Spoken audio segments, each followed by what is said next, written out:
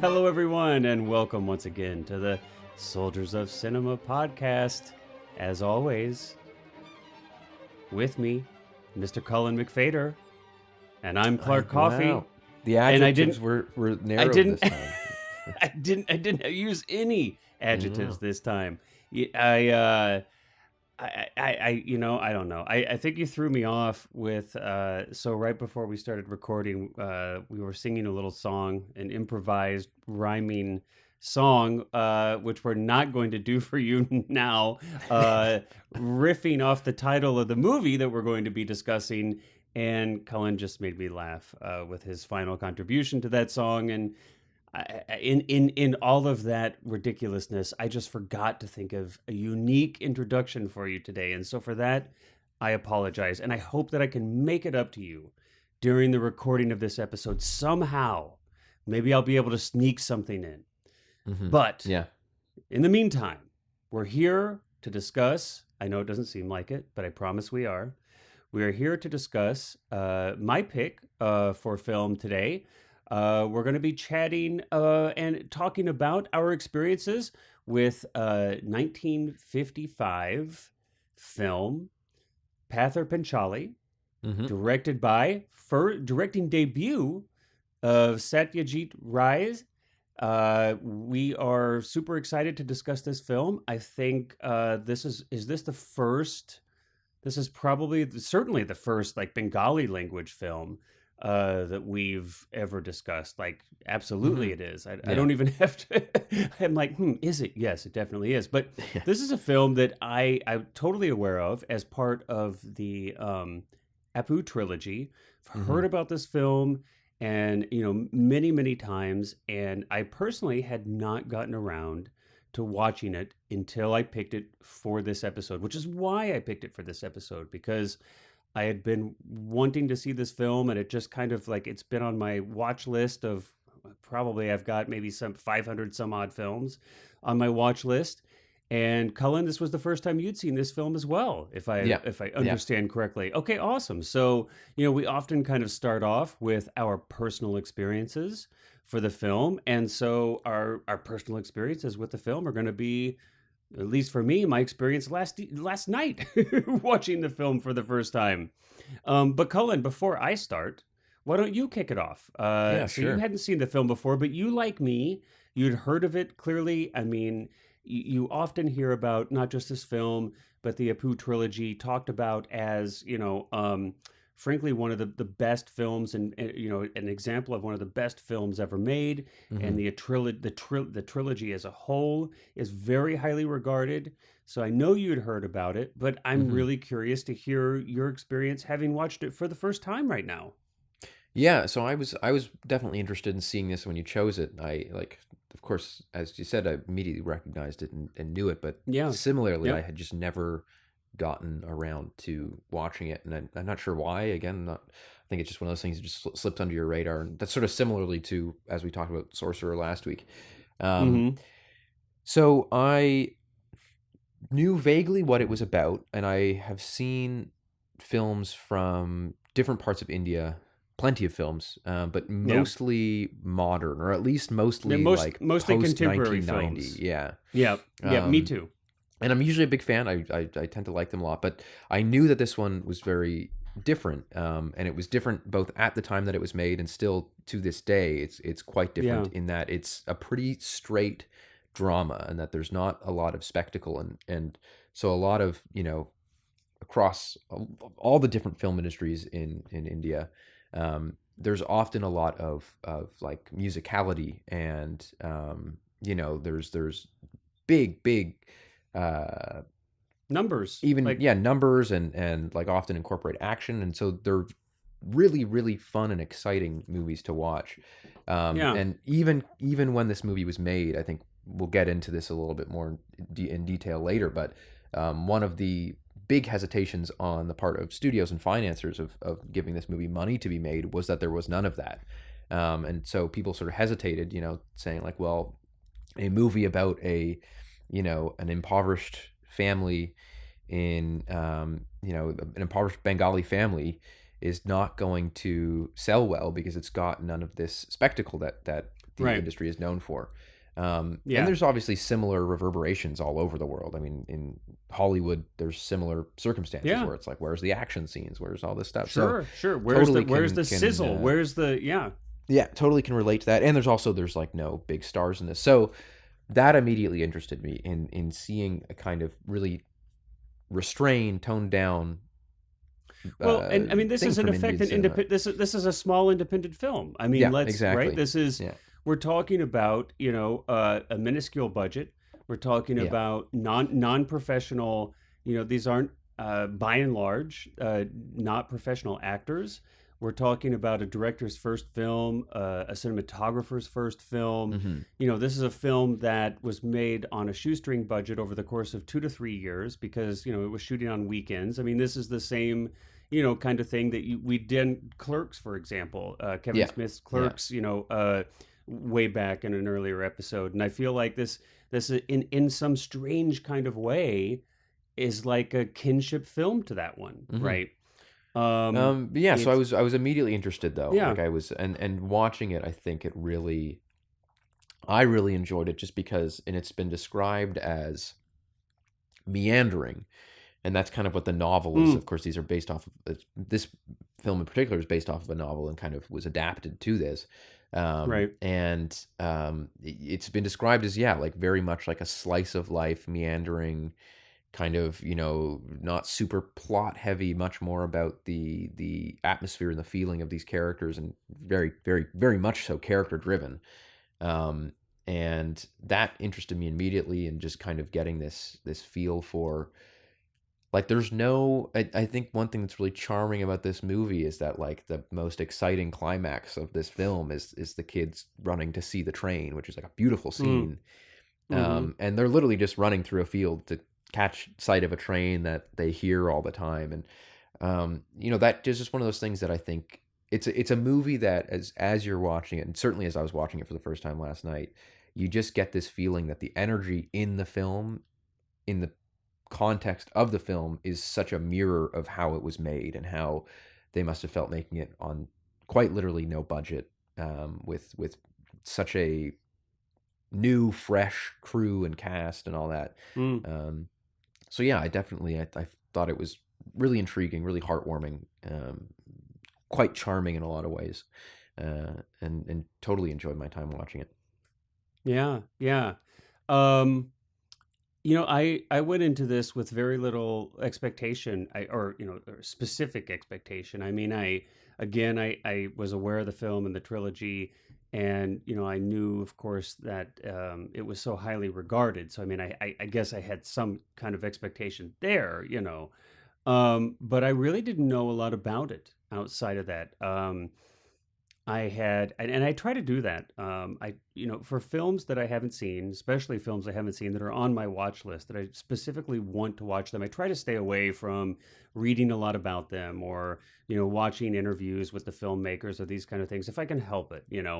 I mean, I'm already kind of, I feel like in some regards, I'm already almost like hamstrung in a certain sense as an audience because my brain wants to kick in like right away with focusing on certain aspects of the cinematography or the writing or the performances or or the context of the film or whatever and its production and these kind of things, and I'm like, no, I just want to watch the film the first time, I because you only get one first time to watch it, right? And I Yeah, really yeah. want that first time to be as just pure a situation where, hey, I'm just allowing this film to kind of like, you know, take me in and into the story and just kind of lose myself in it.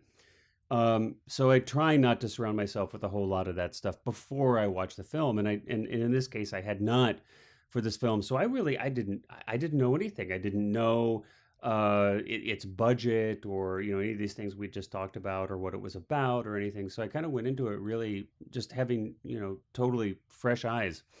Hmm. And I think there's a handful of thoughts that really come to mind when I watch the film. Some of it specific to this film, but some of it that just reminds me of the things that I love about cinema to begin with. But I mean, I think like you know, it's sometimes it's like surprising because we're surrounded by such spectacle in our films now. I mean, even very simple films, modern films, you know, larger budget films really have a surprisingly amount of spectacle, right? I mean, even just you know, even like rom-coms or whatever, you know, I mean, there's so much going on and they're so fast and there's just, you know, to watch a film distilled to I think just the bare fundamentals of cinema here Hmm. where is it kind of I think took me a minute to settle into it if I'm really honest, you know, okay, hey, like let's settle into this. Kind of have to like refocus a little because I think you just get overwhelmed with everything that's going on in modern film and that's not happening here. You really have to but what's interesting is that you almost have to pay more attention because Hmm. the storytelling really is in the nuance of everything that's happening here. It's super subtle, yeah. Super super subtle, but it's you know it's a small and I don't want to say small, it's an intimate story and it's an Hmm. intimate film, and I feel like you you you feel like you're right there with these characters extremely quickly. I think it's almost shot like a documentary. I mean, it hardly even feels like a piece of fiction to me. You know, Hmm. Hmm. it feels like you're right there, and it's one of the things that just it reminds me of the power of cinema, even stripped of so much of its of the of the extravagance of you know special effects and stunt work and you know a really a camera that is all over the place, you know, stripped of all of that, stripped down to its almost barest of bones. It's beautiful to see the power of cinema, Yeah. in I mean, even it's when it's these stripped of like, all of that. And so yeah, I'll finish up super quick, yeah, but yeah. just the so I feel like you know it's such an intimate story. You're right there with this family, and it's again it's such a wonder. The cinema has the power to transport you geographically, to transport you culturally, to transport you in time, you know, to a different time, to a different place, to a different culture. And it's just I mean it's I feel like it's like the closest thing we've got to you know hopping into a little box and getting zapped across time and space, you know, in like a Hmm. you know in a time machine or something. It just um I was you know a couple things that just did I think I was surprised how moved I was by Durga's death in the film. I was totally Hmm. not expecting that. I don't know. I mean, I don't know what I was expecting, but I wasn't expecting that.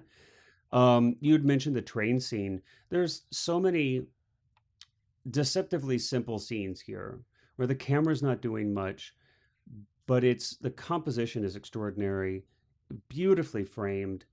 Um, but yeah, I would agree. I mean, the train coming in when they're in this, I don't know if it's wheat or you know, I'm just going to Yeah, call it's it like wheat these because I type of, don't yeah, know. yeah. Yeah, Long you know, I grass of don't know sorts, yeah. this long grass, this with the feathery top, you know, like a cattail kind of thing or foxtail kind of wheat or something. It's some kind of wheat probably or something. But just you know, so there's I really was taken aback by the quality of the cinematography throughout. I mean, especially given the lack of experience and lack of budget that this film had. Hmm. Um, so yeah, I mean, I think it was a touching, intimate story, and the aunt passing too. Actually, was kind of like less surprising because I don't know if I've seen an older looking individual on in a film Hmm. before. Yeah, yeah. um, but yeah, and actually, I'm quite excited to see the remaining two films of the trilogy, Hmm. and I'm gonna expedite those on my watch list and bump those up to the top now, because it's my understanding that this it's kind of, you know, it really is a genuine continuation of this story across those three films, Yeah. as I understand it, where we follow Apu. So and thankfully, and I just want to shout out to Criterion Channel too. Before we get into it, you know, we don't they don't give us a dime, but I saw this on Criterion on their streaming channel. They also have this physical media, but you know, this film was almost you know like almost completely destroyed in a fire in the Hmm. 90s in London where it was being stored, where the masters were being stored. And I think it, you know, Criterion, I think spearheaded the restoration of this. And it's just an extraordinary job they did. It's really, really amazing. This is, sometimes we talk a lot of trash about, the digital tools in filmmaking and how sometimes people get carried away, or at least we feel like, directors get carried away with the application of computer generated graphics and whatnot in films. But in this case, not that they're applying CGI and putting effort. Could you imagine? Could you imagine people like adding in features to this film, like characters after the fact, like, hey, Greedo just put shoots some. first. But the digital tools used to restore this film though is just absolutely amazing, and I feel like this is such an amazing example of the importance of film restoration, and how amazing the amalgam of celluloid and digital tools and physical media and streaming. I just think anyway, I just wanted to give a shout out because this film would have been lost to time. Oh, Yeah. it would have been It was lost nearly, to fire. very nearly. Yeah. And the restoration is just extraordinary. So this is on available via Criterion, and really the quality of the film is extraordinary. I mean, and there are some where there are some sections where it just shines, where you're just almost like, holy crap, this could have been shot like yesterday. It's just really extraordinary. Okay, so anyway, all right. Woo. Yeah, I was just gonna say too that I think one of the things that really sucked me into the movie was that it's much more of like a collection of these kind of situational vignettes. Yes, yeah. And it just kind of flows in this way that you're just getting these like slices of life from this village. And there's some really beautiful sequences too of like when like there's a a tone moment poem. when the rain starts, and it's just probably a minute to 2 minutes straight of just plants being struck by raindrops and the ponds getting and those little disturbed water by the rain. bugs and dragonflies and for just a second, I was like, I could almost hear Herzog's voice in the background. The jungle comes to life when the rain. Yes. Yeah. I mean, there was just a moment. But no, I think that was one of the things that I found really. I mean, I think one of the things that really stuck out to me about this was that it's because of the fact that you have a first-time filmmaker and a first-time cinematographer, and I think that the DP for this movie, that it said that he'd never even used a film camera before, which is just remarkable. And so you have, I think, when you don't know the rules that you're supposed to follow when it comes to telling a story, and especially in mainstream cinema where there are so many arbitrary rules that I think make things really, really dull very often. Even just down to like, okay, well, you got to have 3 acts and blah blah blah. When you don't know those rules, or when you're just so, in a good way, naive to them, you end up exploring things in a way that completely breaks the conventions. And I think that that's what really attracted me to this movie. And it's in no way is it like difficult to follow, and it's not like it feels haphazard or anything like that, but it's if anything quite the contrary. It's almost so deceptively simple that you think that you should be understanding more, or that you should be That's a good point. like you feel like you're almost missing something because you're like, that's what I felt, at least. And I think that a thing about this movie, especially watching it today, is that so much media, just generally, whether it's film or television or social media, YouTube, or anything that's on like Instagram or TikTok or whatever, is so incredibly, and you sort of alluded to this, but it's so incredibly fast paced, and it's so designed to get your attention in 10 seconds and to not hold it for more than a minute, and that's how long it lasts. And as much as you try to avoid that, as much as I try to avoid that, especially like I try to, because it's almost impossible to, when everything that is blasted in your face is like that, it's almost impossible to not receive some sort of like psychological damage from it. And I've noticed over the past few years that my attention span has gone down, that like I find it a lot more difficult to, if I'm watching something like this, I can be enjoying it and I can be loving it, but if I don't have my phone away, put your phone down, and put turned it down off, then if my phone's sitting in front of me, there's just this urge to just have as much stimulus in your face as possible at all Yeah. times. And, Yeah. again, you can try to I can't imagine what it would be like if I wasn't trying to avoid it. I would probably not be doing this podcast. I'd probably be making TikToks. But I think that that's the thing, is that it really is like, it's almost like a palate cleanser for your brain, or like doing Ah. some sort of like fast or diet for this. I've heard of the term, like a dopamine cleanse is this term that gets thrown around these days, where it's like, if you go and you just kind of avoid any fast-paced media and social media for like a month, you come out feeling better. And Interesting. I'm sure that that's probably the case, because I've had situations where I've been without any sort of cell service or internet or power, for that matter, for Mm. extended period of times, and you do come out kind of feeling a little bit refreshed. But Yeah. I think to tie it into the film that we're talking about, I think that, yeah, there is something so pure in a way, and just like purely cinematic about experiencing just these lives of these characters in a very, very well crafted and beautiful, in terms of its composition and its cinematography, but also in terms of its just general storytelling. And But also, music. Yeah. so yeah, and the music is great, yeah, but also so simple, so Mm-hmm. down to earth. And I, like you, I'm super curious to see the next two movies of the trilogy.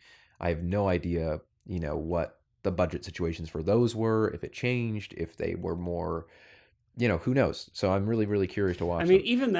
even that is just an interesting, just to kind of add a little bit to your discussion about how media has changed, and how I mean, and even in '55 when this film was released, if you look to see whether it's Bollywood films or Hollywood films, they're already pretty hyper. Right. And now, Hmm. not by today's standard, but you've got huge musicals, you've got, a lot of stuff going on screen.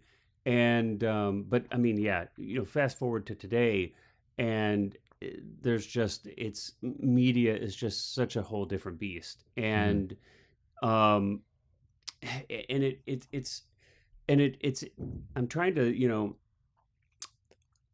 when I kind of said, I had to kind of settle into the film, and I think that's kind of what I was trying to say, is that in this, okay, wait, I've got to kind of reset the barometer, right? I've got to, okay, hold on, this isn't watching YouTube videos, this isn't, and I feel like when you watch a film like this, it reminds you of how much we lose when we have so much, just, so much going on, Hmm. Hmm. and and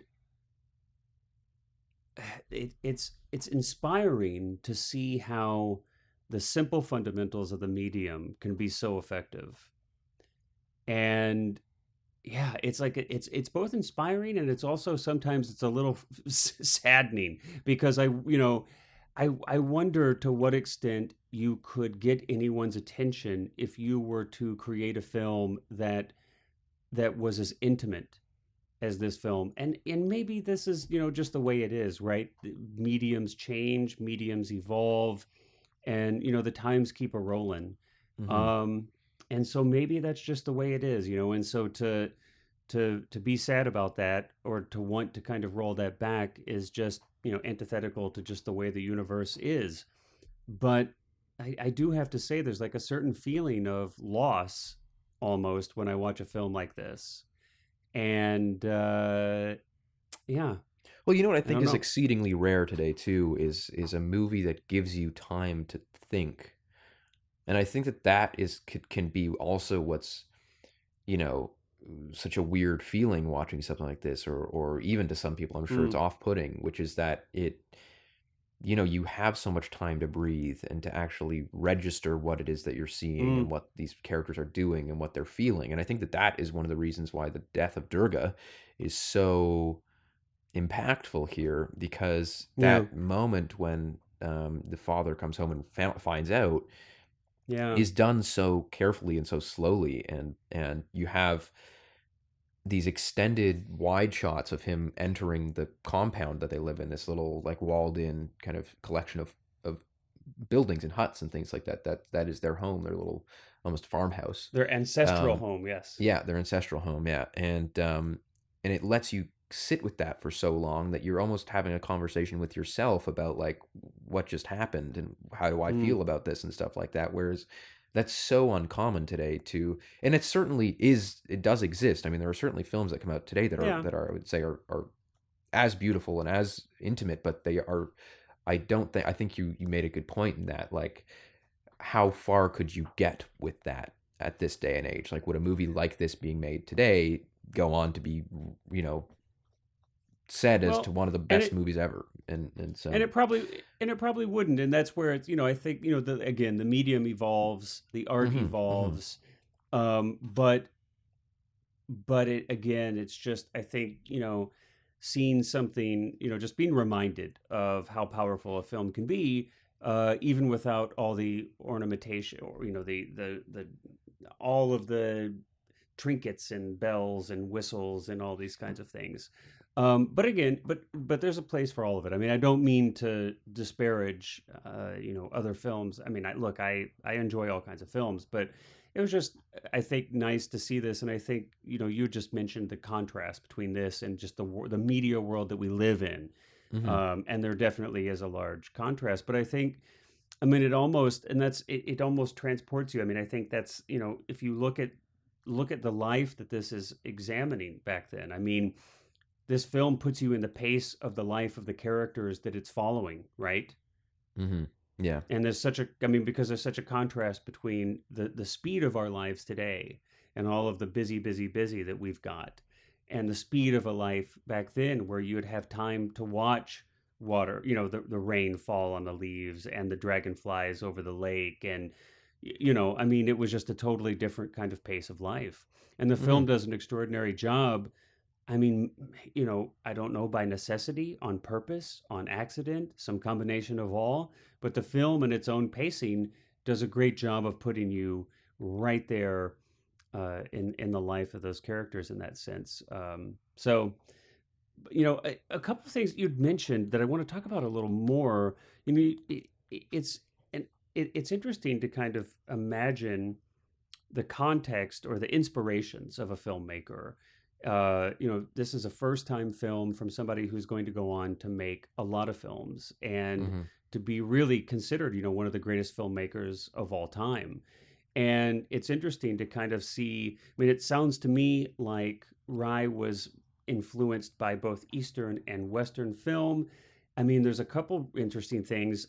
Renoir, he actually met Renoir when Renoir was shooting in India, yeah, and that shooting the and river, that was yeah, a, shooting the river, and that was an inspiration. I could imagine that would be an inspiration.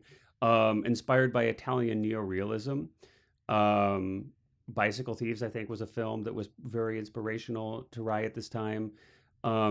You had said you were talking to me about Kurosawa even being an mm-hmm, inspiration, yeah. and So you said Rashomon. that Rashomon being kind of acclaimed in the West and getting so much Yeah, attention inspired him, not necessarily in its like content, but content, but in its possible ability to successor. kind of break out of just the Japanese cinema market and have success elsewhere. He was inspired by the fact that he could make something like this, a drama that Yeah, could kind of, yeah, break that break through those walls. And I think that the thing too is that it's such a, I mean, I think the reason that this is found such success is because it's such a profoundly human story. I mean, there's sure. obviously cultural differences that are very apparent immediately when you watch this, and yet I think just, like anything that is fundamentally human, those cultural differences add to the level and the layers of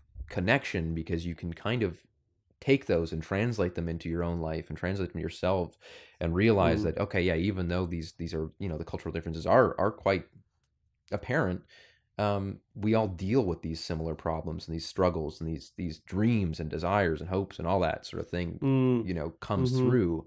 um, and I think that that's one of the things that is so foundational about Yeah, why this movie universal. has such success. And it's, yeah, super universal. And it's also, but I think, yeah, just the fact that you can sit down and see on the other side of the world half a century ago people had the same thoughts that I did, and Yeah. there's something about that makes it kind of really connectable. If that's a Well, word, and connectable. connectable, sure, why not? I Yeah. think connectable can. I totally get what you're saying, and it's also inspirational. I think as filmmakers ourselves, it's inspirational on a lot of different levels. It's just logistically, it's inspirational in that here's an example. Yet again, another example. We've had quite a few, not quite a few, but a few films that I think would fall in this category that we've watched and reviewed, or not reviewed, but discussed here on the podcast. You know, just another example that you don't need a whole heck of a lot. You Hmm. don't necessarily need a lot of experience. You don't necessarily need a big crew or an experienced crew or an experienced or large cast. You don't need some crazy convoluted plot. You don't need all these things, any of Hmm. these things, to necessarily make a good film. Well, I don't And even it's think he just, had a script.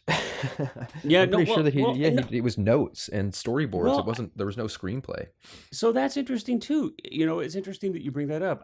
I was surprised to see that. So of course I didn't do a lot of extracurricular work, looking this film up before I watched it, but afterwards I did a little bit, and I was surprised, I think, and I don't know why, but I was surprised to see that you're right. He storyboarded a good part of this film.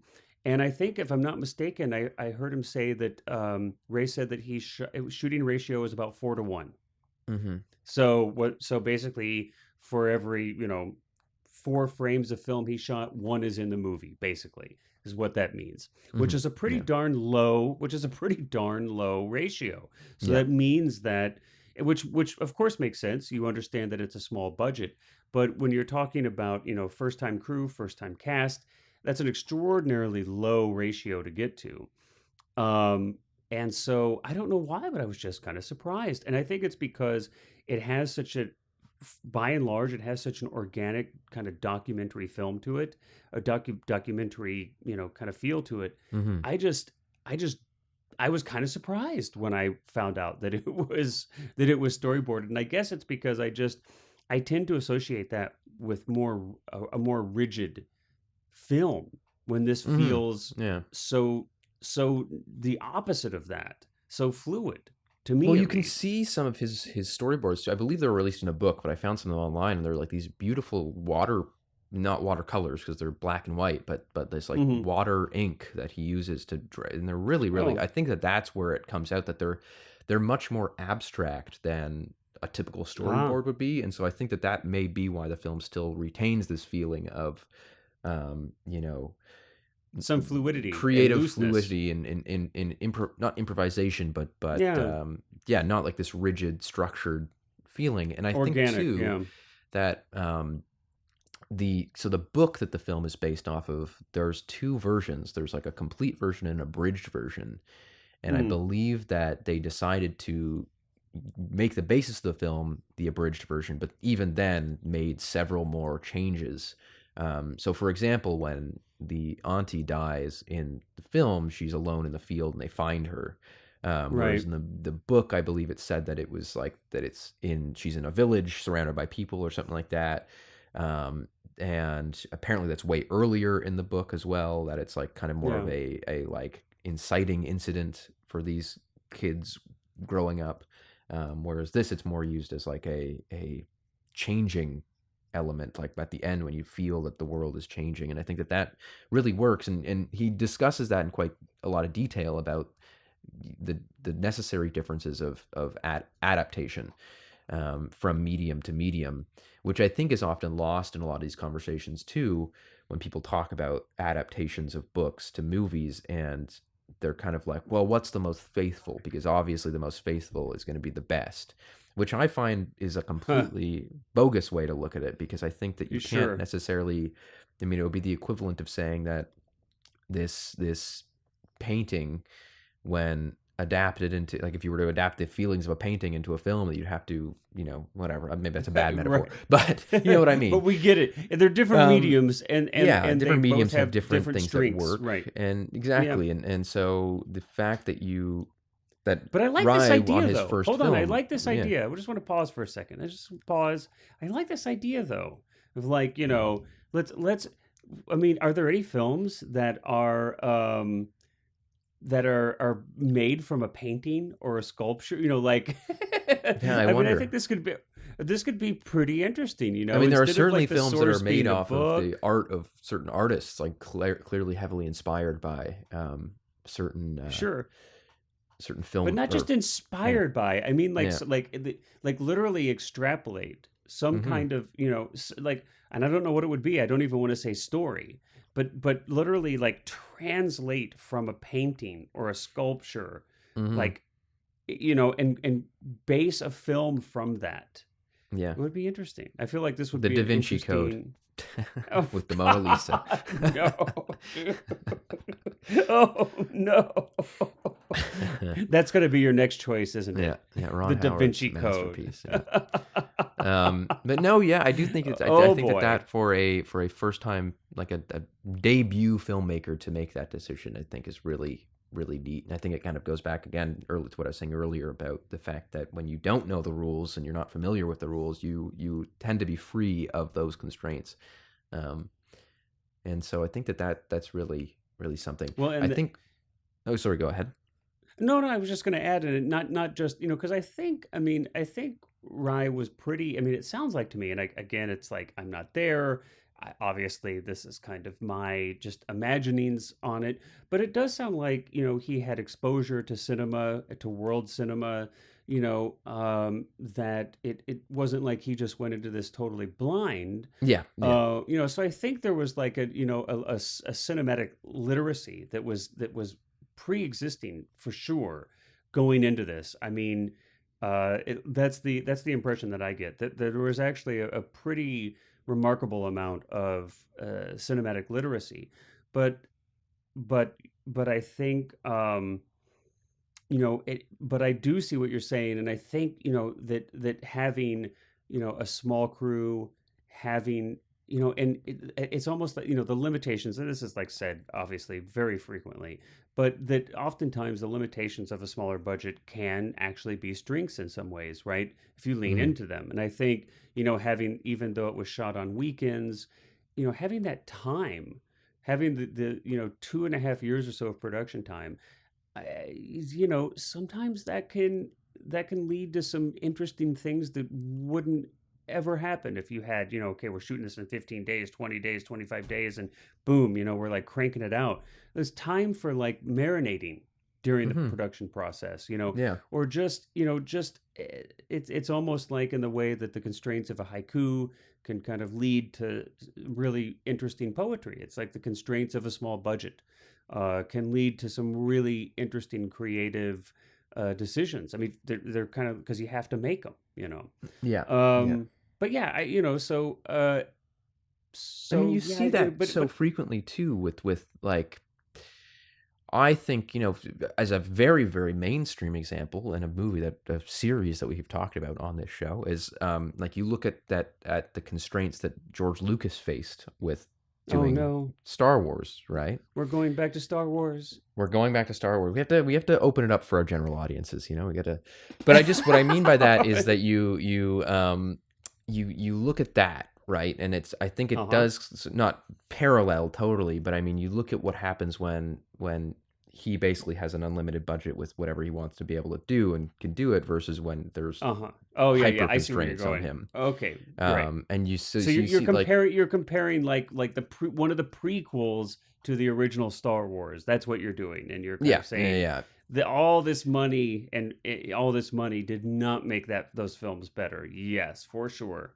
Hmm. And so, but I think that you see that time and time again Yeah. through uh, different directors and things like that, where you just kind of get this idea. I think that challenges and adversity can often bring about great things. Not to sound like a philosopher, but um, Well, I think it forces creative solutions, right? yes, yeah, And I think it also, there's certainly a tendency with larger budgets, larger crews, that things start right. I mean, that always comes with strings, and so you start to see films that all start to kind of, I mean, this is where you start to see formulaic cinema, Mm-hmm.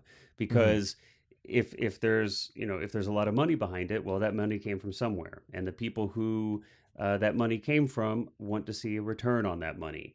And so this, I think that's one of the biggest forces, right? That's money may buy you a lot of things, but it also comes with a lot of strings. Well, I had a very, Uh, very upfront example of that too recently when the large budget movie that I just was on the set of, which I think I've mentioned by name before, but since I'm going to be slightly critical of it here, I'll avoid mentioning it so I don't get sued or okay, something. fair, Um, fair. but what you noticed, and at least what I noticed seeing that with, where you basically have unlimited money, you have unlimited resources, you are able to do however you want. It doesn't matter if you go over schedule because they'll tack days on to the back end of the shoot, and it's fine. Um, that what you end up with is, and certainly great movies have been made under circumstances, and the director that was directing this has made certainly great movies. But I think that it's this double-edged sword where it's like I can do whatever I want. I can put the camera wherever I want. If I want the camera to be a foot to the left, carpenters will come in and remove this wall, and Mm. I can put it there, and then I can, and I can put it on a crane, and I can have the camera doing any orientation, any angle, moving in any direction at any time in three-dimensional space, and there's no constraint on that. But what ends up, in my opinion, sort of happening with that is that you kind of lose the grounded feeling of it, of like the choice and the, like you said, these constraints and these challenges that inspire creative decisions. You sort of lose a lot of that because of the fact that you are so untethered, and that you are now so free to do whatever you want, and so it becomes quite experimentation. Like there's a lot of experimentation going on there, but you kind of, again, you lose this sense of simplicity, and you lose this sense of grounded. Like here you can feel that there is a camera on a tripod with three people behind it shooting these very, very beautiful moments. Well, Um, in a sense, you can. Okay, I see where you're going. I see what you're saying. In a sense, but what I felt was not that. I felt like I was there. That's what yes, I but felt that's like what I when I mean, is watched that this it's like you movie. you feel the human grounded Right. element And of so that's the what, okay, I filmmaking. just Yeah, wanted to, yeah. I don't mean because that I, it took me but out in terms of like a technical quality. I mean that, yeah, like yeah, you just feel okay. that there are people making these Right. decisions, making these choices. Um, I see what you're, when I'm watching it though, I mean, I really very much feel like I'm there, right? mhm. I feel like these are, I mean, look, of course I always know it's a movie, but I mean, in the same way that I prefer real stunts to CGI, right? I mean, these are real people. This is a real place. Now, they did shoot, as I understand it, like you were saying that some of the night shots, like night interiors, were shot in a studio, which I think they did a fantastic job of Mhm. incorporating that into the location. I didn't even, I mean, it totally, either I was just like, following the story and wasn't paying attention, but I didn't even recognize that at Yeah, all. I didn't know that until after I Really saw the movie seamlessly too. integrated.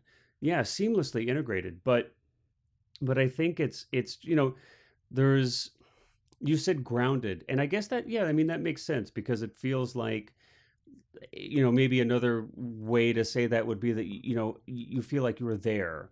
But that's very much the feeling that I got with this film, is that I felt like I was right there with these characters. I was right in the middle of this story.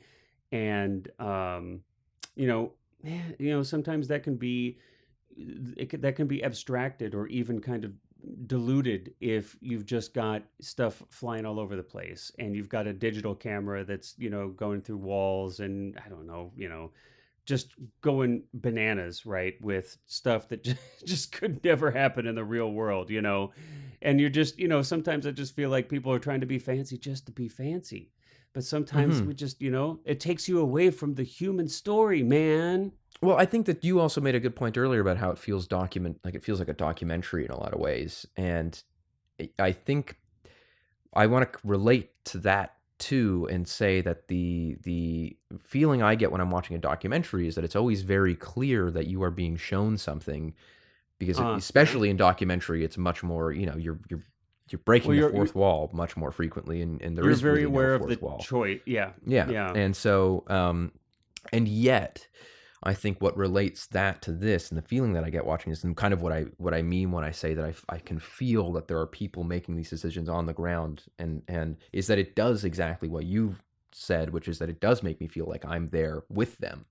Yeah. And like, just like in a documentary, that despite the fact that there might be a narrator explicitly making it clear that there is a filmmaker behind this, what I am watching right now, making choices of I am seeing, what I'm being shown, it Like almost most of is Herzog's within work, that. for Exactly. example. Yeah. It's almost within that, within knowing that, say Werner Herzog is showing me these images, that almost brings me in more. Like, that almost brings me into the context and um, the space that this is showing me even more, so that it's not necessarily that I'm sitting here thinking like, oh, this is being made by a group of people and I'm being shown, that I'm taken out of the movie because I'm just thinking about the technicals, but quite the contrary, that feeling like this is so I don't know, intertwined maybe is a word that you could use, intertwined with like the nature and the village and the people and the rain and the trees and all that stuff I that think you. that I think that we're just like we're digging so through. We're using so many Feelings. words to discuss one one simple thing. No, I understand what you're saying. Oh, that reminds me. You had mentioned, so we're talking about Herzog. I want to take a little tangential trip for just a quick second. Are we allowed to talk about the letter that you're writing to Herzog? Oh yeah, I've sent it already actually. So I sent it, Okay, I did think Herzog get back to you last. by chance? Well, Has it was sent. I don't think it's arrived yet. It was sent so recently. Okay, so I would you be just surprised if sent it's it. arrived. You just Yeah. sent it. Okay. Okay. All right. I didn't know if it was like safe to bring that up or if that was like No. Yeah. Of secret, course. but okay. Well, keep us posted. And Yeah. hopefully Well, I hey, a know lot of that your movie is very, I think, in line with what I like about this movie, in that it takes a lot of time to breathe, and it's wait, a lot of simple, and what movie? the movie that I Give made, that I sent. Yeah. Okay, cuz Yeah. see our listeners won't know what the content of your letter Yes. was Yeah. Yeah. unless you tell us. So, Well, okay, do you I want mean, I to can briefly go through. Yeah, maybe that'll be our little share? tangent Okay, here. just briefly share. We'll Basically, just I take a so I tangential trip. decided as a creative exercise, I would write a letter to Werner Herzog and Uh-huh. attach the screener to the letter of my second feature, which is Human Nature, which was heavily inspired by Herzog in a lot of ways. Um, Yeah. it's not necessarily a documentary, but it's a lot more real life than my first feature. And so I thought, there's no downside to sending him a letter. And so Sure. we'll see when he gets it. The likelihood is I will never hear back, and it'll be, But you tossed never somewhere. know. And Now but wait, hey, again, did you do what I asked? And did you invite him onto the show? yes. Well, I didn't explicitly invite him on the show, but I did mention that there was What? several. You Yeah. didn't explicitly? I had Oh, I had to limit my Colin. requests. I had to limit my requests. I didn't want to Okay. bombard him Yeah, with that's a fair. list of It's I tasks. understand. I But understand. I I did understand. mention our Did you mention the little show. podcast? Yeah, yeah, You did? yeah. Did you say like, "Hey, you should check it out?" I said that your work has inspired us thus far to create a Aw. podcast based off of your own words. So Your own words. We've plagiarized your yes, yeah, yeah, yeah. We don't tell anybody Okay, about okay, you. okay. We just pretend that we are you. But yeah, No, no, we I think did. that We is again Okay, sorry. perhaps related to what we're talking about in a Well, this is creative what I was sense, thinking because I because think, yeah. in the when you described a bit about your most recent film, I felt like there was a certain kinship, although you hadn't seen this film yet that we're talking about here. But it seems like there could be a bit of a kinship, right, in the Hmm. direction that you were taking your own filmmaking with this film.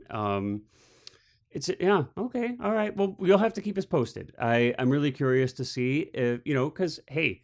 I mean, I know people who have, like, like hung out with Herzog at his house here in Hmm. LA. He's like open to things like that periodically. So, hey, you never know. I mean, one of these days you may be listening to Herzog on this podcast.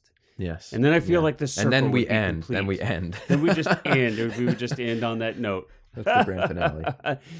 I mean, so, a couple things that I want to touch on, before we wrap up. We hadn't talked about the music, but, the score for this was done by Ravi Shankar, who of course like rose to like not too long after this rose to worldwide recognition and fame.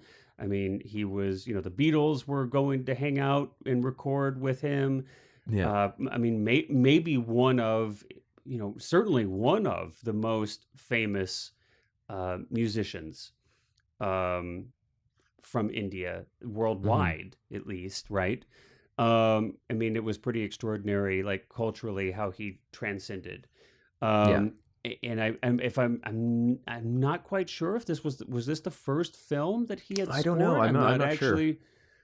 But what I would say But to the audience and generally to everyone, mhm. anyone listening, is that if you've never taken a look at Indian music notation and how it's written and Mhm. how different it is from like Western music notation, it's incredibly interesting, and I can see completely Wait. why. You mean like I remember when I was a kid and I learned FACE. Face Yeah, is face face and for every good like boy the deserves gaps, fudge. and then Yeah. every good boy does fine. Mm. I I thought. always had every good boy deserves fudge was what I learned. Oh my gosh. You're making stuff up. Now you Canadians are But no, you can crazy. totally That's a see why Canadian the thing. yes, the fudge, yes. You can totally see why the Beatles would have been mesmerized by this and completely would have changed their music. I mean, especially George Harrison, who I think spent like Yep. years living in India, or at Or at least least a visited certain period. Yeah, I don't constantly. know Yeah. how long, but yeah. And Um so, but yeah, this I loved the score was great to this, completely, you know, appropriate and totally again disappear. We talked about this I think a little bit in our Sorcerer review as well, where I sort of said that the music when like a great soundtrack often just like disappears into the image, and I felt that a lot here as well, where it was merges. I like think it yeah merges. Like merges not so yeah much disappears, but I feel like it's a merging yeah that kind of takes place. Yeah. yeah And then I think we've kind of interwoven throughout everything we've talked about. We have talked about the cinematography, but I just want to say once more. I mean, this is shot almost entirely with natural light. If anything, bouncing light around. Of course, like you said, there were night shots were done. The night interiors were done in the studio, but it's just. Again, extremely impressive and inspirational to see what they did with so little. And mm-hmm. it's like I was telling you right before we started recording, it's like inspirational, but then on the other hand, it's like frustrating for me. Or I don't even know if frustrating is the right word. I feel like strangely, and this could just be like in my own kind of screwed up, messed up head. It's like I will be simultaneously inspired, but then like depressed because I'm Mm-hmm. like, I have more tools like like from a camera perspective, right, and a lighting perspective. I have more tools at my ready fingertips than they would have dreamed to have had on this film. And what am I doing? So it's like on the one hand, I'm inspired. On the other hand, I'm like, oh my gosh, it's like hand slap in face emoji. It's what I'm feeling over here. Yes, yeah. We all feel it. We all feel it. No, do you feel it too? Hey, everybody out there in the audience, fellow filmmakers, do you feel it too? Reach out, Am I? I'm not reach out alone. to us. I'm not alone. I'm not alone, am I? Yeah. Sometimes I feel so alone in This is this. where I fade out and you've actually been talking to yourself for an hour. Oh no, you're not my Tyler Durden, are you? Yes, exactly. Yeah. You're the Canadian version who Mm. says every boy deserves fudge. Yes, every good boy deserves fudge. That's what you're going to be See, writing, that's like in The Shining. You're going this to is the have every key. good See, boy. this is the key. See, this was the crack. This is like the glitch in the Matrix when Neo sees the cat twice. When you Mm-hmm. say every boy deserves fudge, that's a glitch. I know that this is. I have now. You've. I know it's all facade now. Yeah, yeah. It's all broken down. All right. Well, was there anything else that you wanted to touch on No, I before think we the say one thing that goodbye? we didn't spend a lot of time on, but I do just want to reiterate was like how many of the actors were completely unprofessional Right. not like they were Well, bad. I I don't mean, know if like I in a let's not go so far as to like. I feel like people. Let's be clear. You don't mean unprofessional. You mean yeah, that they yeah, were not non-professional. professional Yeah, actors. yeah, yeah. There is That's a why I difference. paused for a second there to make sure people didn't think I They meant. showed up late to set all the Yeah, time. or Out partying and partying, drinking. out Yeah, partying before. Yeah, no, they were not professional actors. Now I yeah. think the aunt was actually did have some stage She was a experience. I stage. think Yeah, yeah. was an experienced actor, but yeah, by and large, not professional actors. Which it's interesting. I was going to say I've never tried this. I've never tried this on purpose. I've tried. I have found out after I'd been shooting for a little bit that I had not Yes. professional, but Yeah. that's a whole different story, and Yeah. I'm not going to say any more about that right here. That's a different learning Let's let experience. Yeah, that's a different learning experience. All right, well, we'll wrap up here.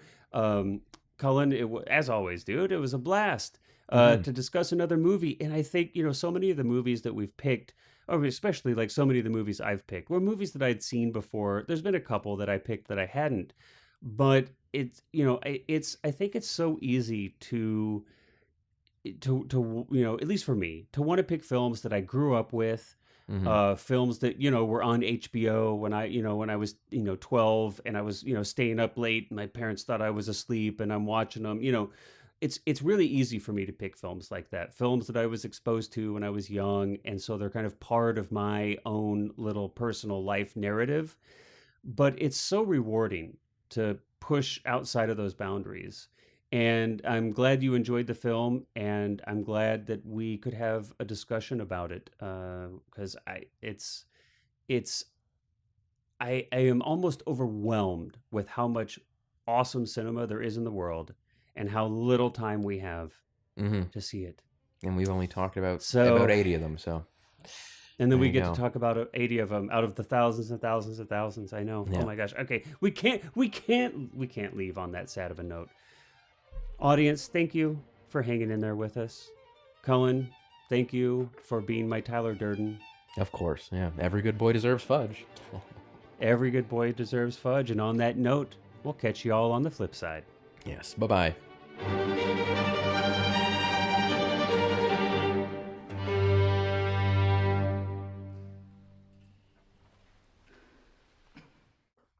Pather Panchali, Okay. eat a tamale while you're rolling on Intro song Molly. with Buddy Holly.